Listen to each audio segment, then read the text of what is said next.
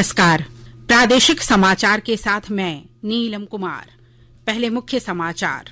प्रधानमंत्री नरेंद्र मोदी आज Pune metro rail परियोजना के 12 किलोमीटर खंड का शुभारंभ करेंगे। कई विकास परियोजनाओं की भी रखेंगे आधारशिला। भाषा विवाद को लेकर अखिल भारतीय भोजपुरी मगही अंगिका और मैथिली मंच का झारखंड बंद आज केंद्रीय सरना समिति ने बंद का किया विरोध। मुख्यमंत्री हेमंत सोरेन ने कहा है कि सरकार 10,000 शिक्षाकर्मियों के वेतनमान पर शीघ्र लेगी निर्णय। और पुरुष और महिला हॉकी टीम के 33 खिलाड़ियों की सूची जारी। इंडिया ए पुरुष टीम में सरदार सिंह को और दीपक ठाकुर को इंडिया ए महिला टीम का कोच किया गया नामित। और समाचार से पहले एक जरूरी संदेश। श्रोताओं से अपील है कि कोविड से सुरक्षित रहने के लिए कृपया इन 4 सरल उपायों का पालन अवश्य करें। पूर्ण टीकाकरण कराएं, मास्क पहनें, 2 गज की सुरक्षित दूरी बनाए रखें, हाथ और चेहरा साफ रखें। और अब समाचार विस्तार से। प्रधानमंत्री नरेंद्र मोदी आज पुणे में मेट्रो रेल परियोजना का उद्घाटन करेंगे। वे विभिन्न विकास परियोजनाओं का भी शुभारंभ करेंगे और आधारशिला रखेंगे। सुबह लगभग 11 बजे प्रधानमंत्री पुणे नगर निगम परिसर में स्थापित छत्रपति शिवाजी महाराज की प्रतिमा का अनावरण करेंगे। 9.5 फुट ऊंची यह प्रतिमा 1,850 किलोग्राम धातु से निर्मित है। इसके बाद प्रधानमंत्री पुणे मेट्रो रेल परियोजना का उद्घाटन करेंगे। इसका उद्देश्य पुणे में शहरी आबादी को विश्व स्तरीय बुनियादी ढांचा सुविधाएं उपलब्ध कराना है। पूरी परियोजना पर 11,400 करोड़ रुपए से अधिक की लागत आएगी। श्री मोदी कई विकास परियोजनाओं की आधारशिला रखेंगे और शुभारंभ करेंगे। उसके बाद वे मुला मुथा नदी के पुनरुद्धार और प्रदूषण कम करने से संबंधित परियोजनाओं की भी आधारशिला रखेंगे। प्रदूषण रोकथाम से संबंधित परियोजना एक शहर एक संचालक की अवधारणा पर 1,470 करोड़ रुपए की लागत से लागू होगी। श्री मोदी पुणे के बालेवाड़ी में R.K. लक्ष्मण कला दीर्घा संग्रहालय का भी उद्घाटन करेंगे। इस संग्रहालय का मुख्य आकर्षण मालगुडी गांव पर आधारित लघु मॉडल है, जिसे दृश्य श्रव्य प्रभाव से जीवंत किया जाएगा। प्रधानमंत्री नरेंद्र मोदी ने कल रात यूक्रेन के मुद्दे पर उच्च स्तरीय बैठक की। बैठक में केंद्रीय मंत्री डॉक्टर एस जयशंकर और पीयूष गोयल के अलावा राष्ट्रीय सुरक्षा सलाहकार अजीत डोभाल, विदेश सचिव हर्षवर्धन श्रृंगला और अन्य वरिष्ठ अधिकारी शामिल थे। प्रधानमंत्री मोदी यूक्रेन संघर्ष शुरू होने के बाद से ही इस मुद्दे पर लगातार उच्च स्तरीय बैठकें कर रहे हैं। बैठकों के दौरान श्री मोदी यूक्रेन में फंसे भारतीयों को वापस लाने के लिए ऑपरेशन गंगा के तहत जारी प्रयासों की भी समीक्षा करते हैं। विदेश मंत्री एस जयशंकर ने कहा है कि ऑपरेशन गंगा के तहत अन्य 13 उड़ानों से आज यूक्रेन के फंसे 2,500 भारतीय स्वदेश लाए जाएंगे। ऑपरेशन गंगा के तहत अब तक यूक्रेन के आसपास के देशों से 13,000 से अधिक भारतीय वापस लौटे हैं। विदेश मंत्रालय के प्रवक्ता अरिंदम बागची ने कल नई दिल्ली में संवाददाताओं को बताया कि पिछले 24 घंटों में लगभग 2,900 भारतीयों को लेकर 15 उड़ानें भारत पहुंची। उन्होंने बताया कि खार्किव के लगभग सभी भारतीय बाहर निकल चुके हैं।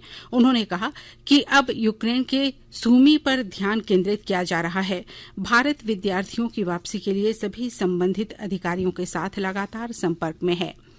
भाषा विवाद को लेकर अखिल भारतीय भोजपुरी मगही अंगिका और मैथिली मंच की ओर से झारखंड बंद का आह्वान किया गया है। आज बंद सुबह 6 बजे से लेकर शाम 6 बजे तक रहेगा। इधर केंद्रीय सरना समिति ने बंद का विरोध किया है। समिति का कहना है कि यदि मंच की ओर से झारखंड बंद किया जाएगा तो आदिवासी मूलवासी भी सड़क पर उतरेंगे। बंद को देखते हुए राजधानी रांची में 4,000 पुलिस बल तैनात किए गए हैं और प्रशासन की ओर से विधि व्यवस्था की समीक्षा की जा रही है। अमृत महोत्सव के तहत आकाशवाणी के साप्ताहिक क्विज में आइए आप भी शामिल हों। आजादी के 75 वर्षों का पर्व अमृत महोत्सव प्रत्येक बुधवार शाम 7 बजे प्रसारित होने वाले प्रादेशिक समाचार के दौरान पूछे गए प्रश्न का सही उत्तर देने वाले एक प्रतिभागी इनाम का हकदार होगा। इसके लिए सुनते रहें आकाशवाणी रांची का प्रसारण।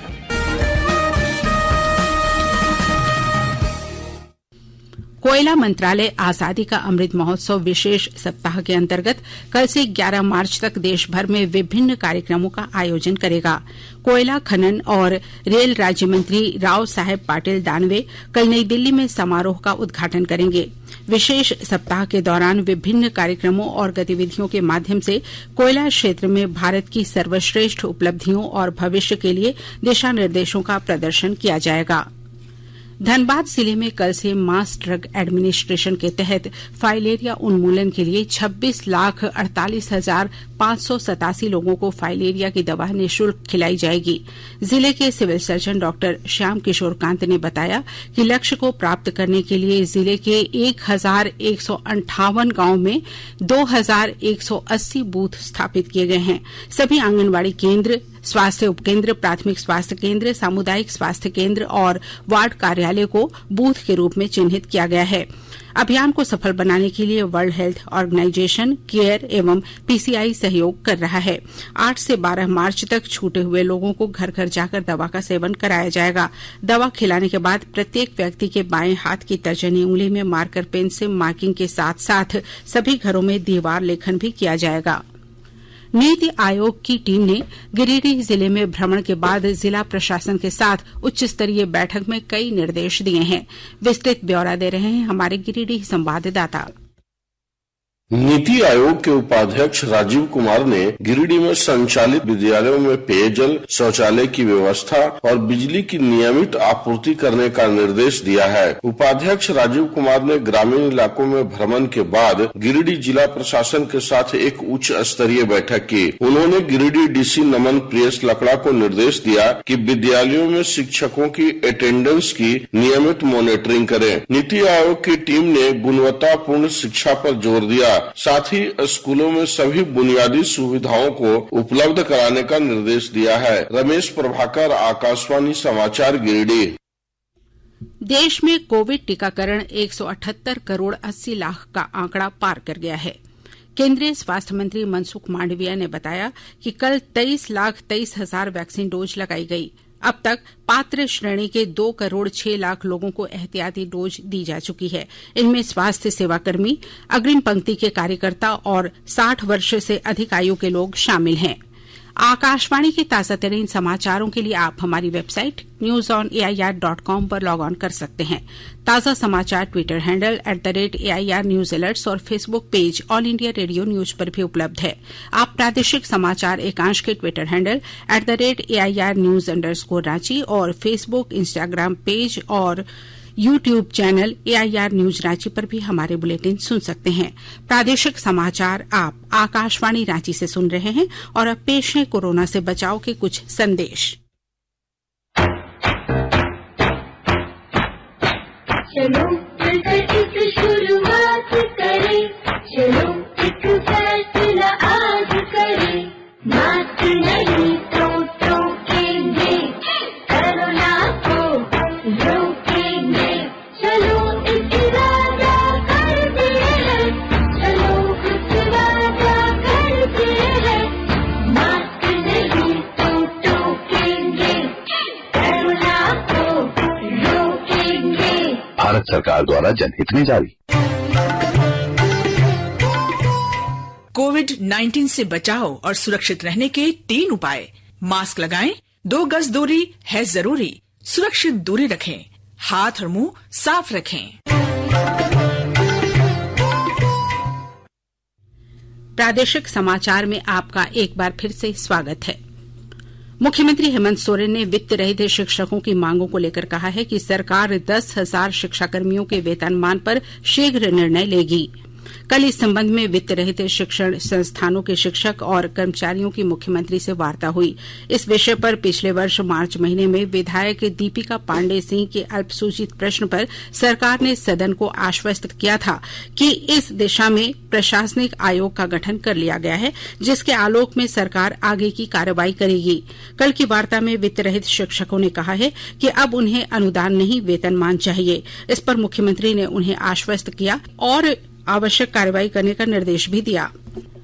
सरायकेला खरसावां जिले के उपायुक्त अरवा राजकमल की अध्यक्षता में 24 निजी विद्यालयों की प्राचार्य के साथ बैठक हुई। इस दौरान उपायुक्त ने विद्यालय से संबंधित कई बिंदुओं के तहत लोगों की शिकायतों और सुझावों पर चर्चा की और कई आवश्यक दिशा निर्देश दिए। इस दौरान उपायुक्त ने प्राचार्यों से शिक्षा अधिकार के तहत 25 बीपीएल परिवारों के बच्चों सहित 40% दिव्यांगता युक्त बच्चों का भी नामांकन सुनिश्चित करने को कहा। पाकुड़ जिले के उपायुक्त वरुण रंजन के निर्देश पर जिले के 6 प्रखंड मुख्यालय पर स्वास्थ्य विभाग की ओर से दिव्यांगता जांच और प्रमाण पत्र निर्गत करने का काम किया जा रहा है। विस्तृत ब्यौरा दे रहे हैं हमारे पाकुड़ संवाददाता। जिले के वैसे दिव्यांगजन जो दिव्यांगता प्रमाण पत्र नहीं रहने की वजह से सरकार की विकास एवं कल्याणकारी योजनाओं का लाभ नहीं ले पाते थे, जिला प्रशासन उनकी इस दिक्कतों को दूर करने में जुटा हुआ है। जिले के 6 प्रखंडों में विशेष कैंप लगाकर दिव्यांगता प्रमाण पत्र निर्गत करने की कार्रवाई शुरू की गई है। उपायुक्त वरुण रंजन के निर्देश पर आगामी 17 मार्च तक प्रखंडवार आयोजित इन विशेष कैंपों में दिव्यांगता की जाँच विशेषज्ञ डॉक्टर तो कर ही रहे हैं, उन्हें दिव्यांग प्रमाण पत्र भी निर्गत किए जा रहे हैं। शासन प्रशासन की इस पहल से दिव्यांग जन पेंशन के अलावे सरकारी योजनाओं के साथ ही कई सुविधाओं का लाभ भी उठा पाएंगे। आयोजित इन शिविरों को सफल बनाने में पंचायत प्रतिनिधि, आंगनबाड़ी सेविका एवं सखी दीदियां भी सहयोग कर रही है। राम प्रसाद सिन्हा, आकाशवाणी समाचार, पाकुड़। हॉकी इंडिया ने संभावित इंडिया ए पुरुष और महिला टीमों के लिए 33 खिलाड़ियों की सूची जारी की है। पुरुष हॉकी टीम के कप्तान सरदार सिंह को इंडिया ए पुरुष टीम का और पूर्व हॉकी खिलाड़ी दीपक ठाकुर को इंडिया ए महिला टीम का कोच नामित किया गया है। टोक्यो ओलंपिक में कांस्य पदक विजेता रूपेंद्र पाल सिंह और वीरेंद्र लकड़ा तथा एसवी सुनील को संभावित पुरुष टीम के लिए 33 खिलाड़ियों की सूची में रखा गया है। इस सूची से बर्मिंघम कॉमनवेल्थ गेम्स के लिए टीम चुनी जाएगी। बेंगलुरू में भारतीय खेल प्राधिकरण केंद्र में कल से दोनों टीमों का राष्ट्रीय शिविर शुरू होगा। और अब अखबारों की सुर्खियां। राज्य से प्रकाशित होने वाले लगभग सभी अखबारों ने रूस और यूक्रेन के बीच चल रहे युद्ध की खबर को प्रमुखता से प्रकाशित किया है। वहीं 5 राज्यों में 7 मार्च को होने वाले अंतिम चरण के चुनाव के पूर्व प्रचार के थम जाने की खबर को अपनी पहली सुर्खी बनाई है। हिन्दुस्तान ने लिखा है 5 घंटे का युद्ध विराम पल भर भी नहीं टिका। प्रभात खबर का शीर्षक है रूस ने यूक्रेन के जिस प्रांत को बनाया स्वतंत्र, वहां के 2 शहरों में सीज फायर।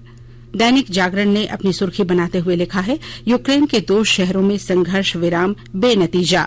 दैनिक भास्कर ने लिखा है उत्तर प्रदेश में सियासी रण के अंतिम चरण में अब पूरी जोर आजमाइश।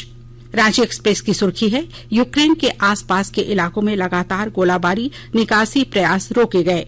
अंग्रेजी अखबार हिंदुस्तान टाइम्स ने यूक्रेन के 2 शहरों में लोगों के निकासी के लिए सीज फायर की खबर को प्रमुखता से प्रकाशित किया है। और द टाइम्स ऑफ इंडिया ने अपने पहले पन्ने पर लिखा है भाषा विवाद को लेकर आज राज्य में बंद का आह्वान, जनजातियों का विरोध। और अब अंत में मुख्य समाचार एक बार फिर।